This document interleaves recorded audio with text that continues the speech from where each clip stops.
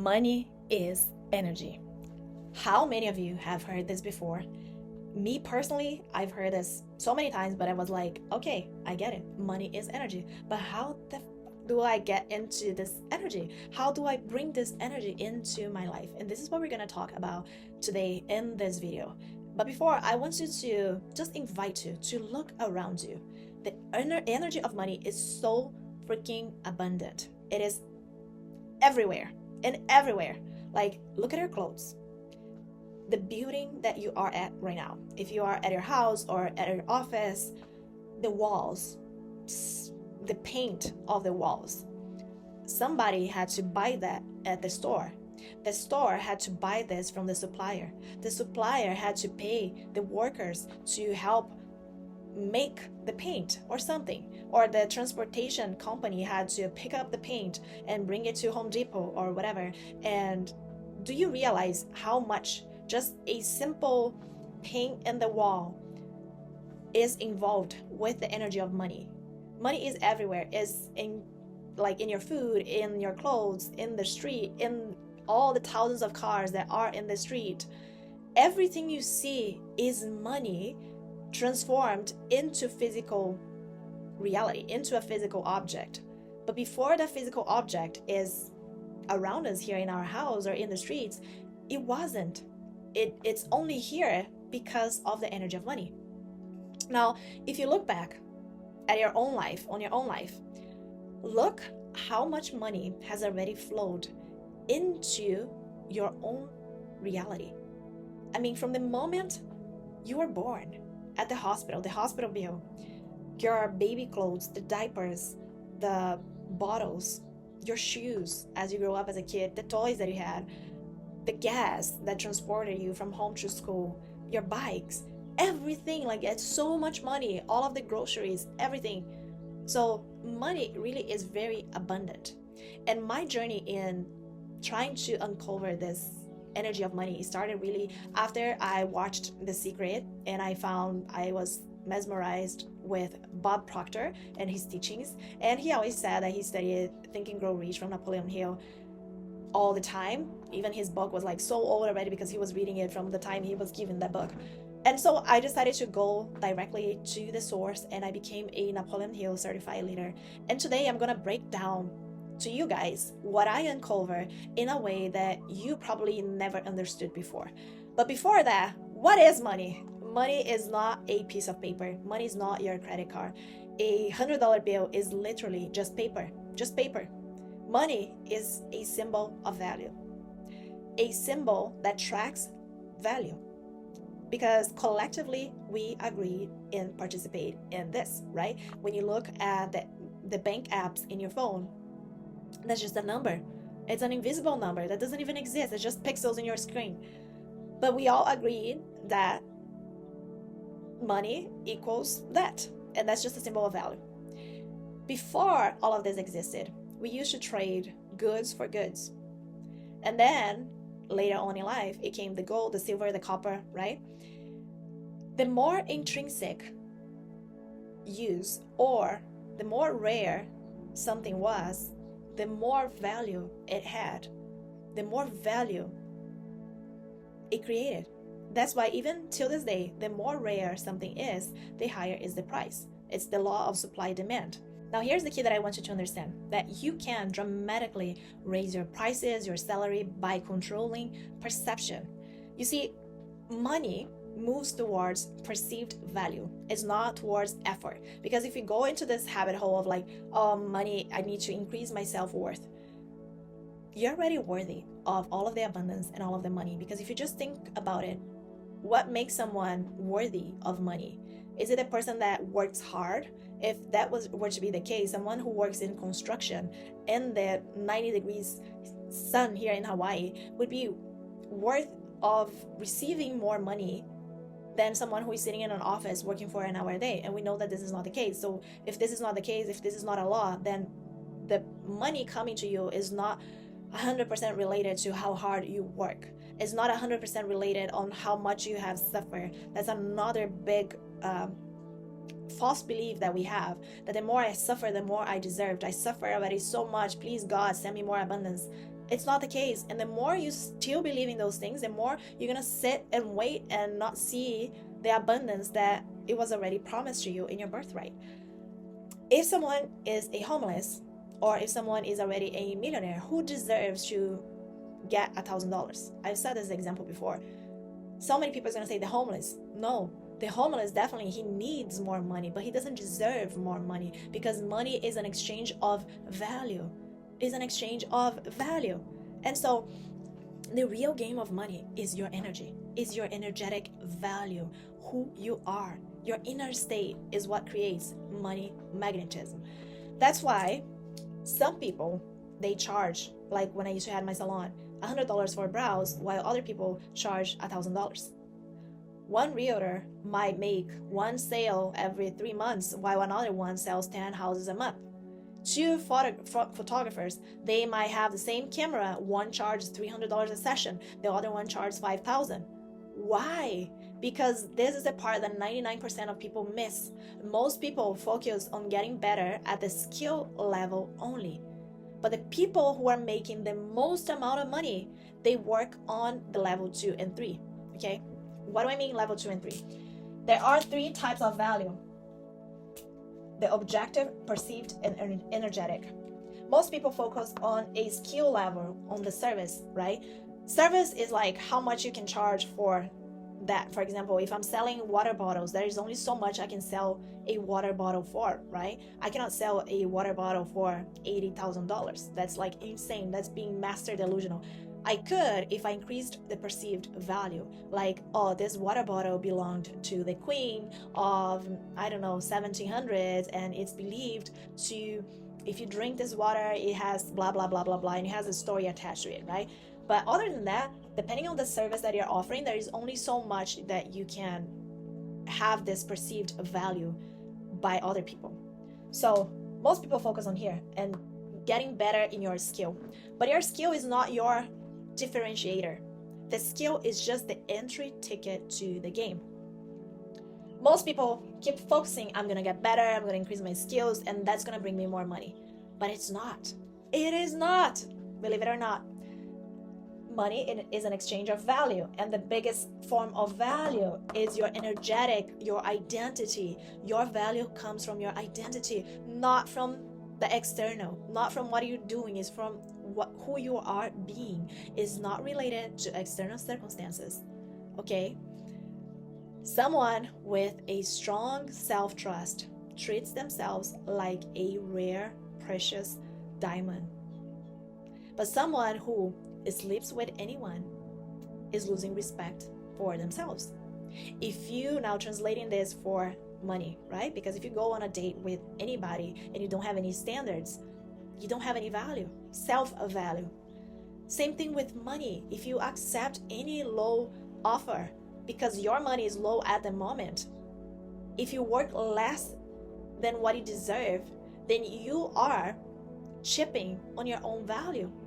You are teaching your mind to depend on external circumstances to value you. Oh, when my client is willing to pay this much, then I'm gonna set this price. But why is this so hard? Like in a relationship point of view, it's easy, right? Okay, I'm not gonna sleep with anyone because I know my worth. Is a little bit different. With money, it's harder for us to have this sense of value because money is so tied up to survival, and that puts a lot of pressure in ourselves. But how most people overcome this? Because if you read Think and Grow Rich, most people, they don't come from wealthy families. They build everything from the ground. And the biggest difference is that you must anchor your identity above money. Money is a reflection of a value, not the source of it. Money is a reflection of value, is not the source of your value. So you have to train yourself through small wins. You have to stop giving discounts just because you're tight on money. You have to honor your worth. And Neville Goddard, he talks about this law of reversibility. I don't know if you're familiar with it, but it's put this into practice into your life. Most people, they wait for money so they can finally feel at peace, so they can finally feel secure, so they can finally feel free. But that's not how life works. Neville, he teaches that if a feeling is the result of an experience. Producing the feeling first will generate the experience. You right now might be thinking, oh my God, once I have the money, I'm gonna finally feel at peace. But energetically, spiritually, neurologically speaking, is the peace that is going to bring the money, is the freedom that is going to bring you money, is the abundance that is going to attract abundance. You cannot receive what you refuse to embody. You must embody the experience before it arrives into your life. It's that simple. It's so simple, but we trust so much in the 3D, in the physical, that we get trapped into this game of reality. A big example of this is Sylvester Stallone. Okay, he rejected, when he was doing the Balboa movie, he rejected $125,000. He refused that. Mind you, he had just sold his dog for $50 or so because he didn't have any money to eat. And so when he came out with the script of the movie, he knocked on a bunch of doors, got a bunch of no's, and then one door said, yes, we'll pay you $125,000, and he refused. And then they increased the offer, $325,000, and he refused again. Why? Because his inner no was bigger than any money. His inner self-value was bigger than any money. He accepted. Then the person who he was negotiating with was like, okay, if we're gonna take the risk, then you're not gonna get paid that much. We're only gonna pay you $35,000, but with the condition that you're gonna be the star in the film. You see, how many of you guys would have settled in for the $300,000 with the condition that you wouldn't be the actor of the movie? I speak for myself. If I were in his shoes, I would probably have taken the money, and yes, right? It's better to have one bird in your hand than two flying. Do you have the saying in English? But he didn't. Why? Because his energetic value, his identity value came first, and money followed. It's that simple. Now, if he focused on the 3D, on the circumstances, I am only worthy $300,000 and I'm not worthy of being the star of the movie, right? He's letting the circumstances, the physical reality, dictate his value. And that didn't happen for him because he stood so much on the conviction of who he was and the value that he had to offer. Reality had no choice but to mirror that. But why is it so hard for us to do the same? Because of the lack of self-trust. Everything comes down to trust. Henry Ford is another example. He asked his engineers to build this smaller, faster car in a shorter amount of time. What everybody predicted to take 4 years, it took them 2 years. Why? Because he had the vision, he had the inner conviction, he had the certainty, the level of self-trust that this is possible. Elon Musk, the same thing. He sets impossible deadlines, and the engineers, they deliver because he have the conviction, he trusts the vision, he sees the possibility. And once again, this is the self-trust is going to set the standard of value.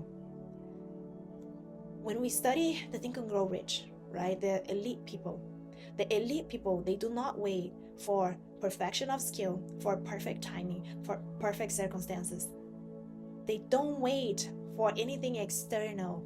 They act from conviction, from their inner conviction, not from external certainty.